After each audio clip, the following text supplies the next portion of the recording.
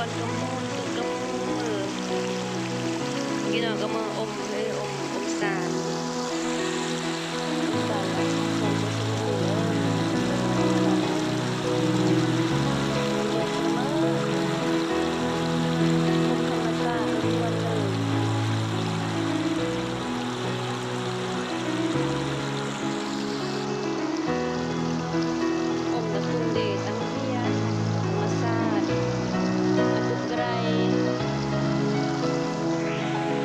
พี่น้องกำลังโยมักกะพี่น้อง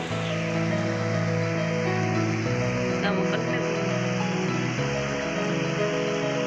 อยากมาเรือมันจะมาเรือปอกกะ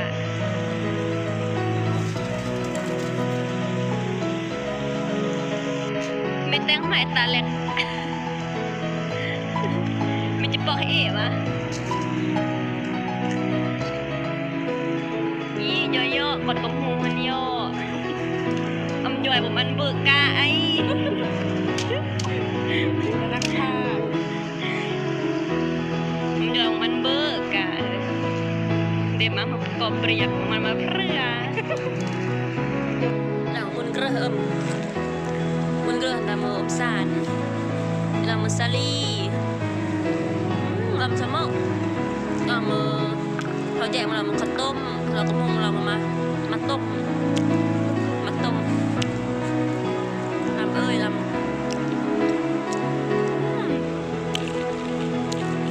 ลำตึกเดี๋ยวจะแคมอมลำสมอง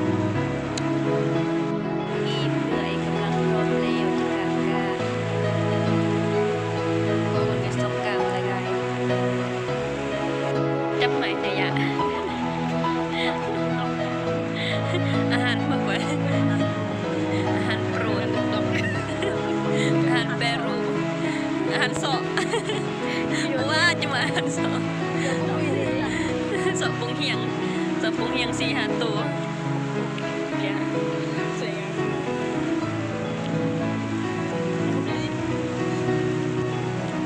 แต่ว่ากะเหมือนเบิร์นกะเหมือน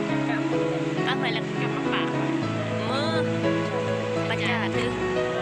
นำเสนอปะธรรมศาสตร์นี่น้องเอิญว่ากะธรรมศาสตร์กะสดเสมออะไรกี่ฮะ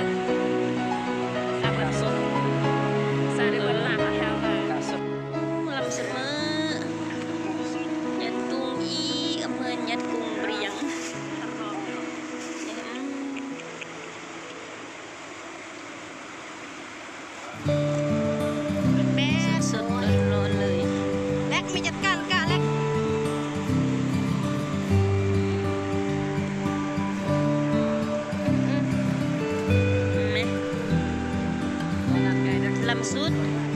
กำลังกินโหดสุดเลยโอ้ยมันจะลำเสียวอ่ะมาซาดล้วนพี่น้องก่อนกับโคเนี่ยพี่น้องจะมีทำอาหารโอ้ยจะเป็นตะลำแท้ดิเกี่ยวเข้ากองไฟเดี๋ยวเราเดินเน่เลย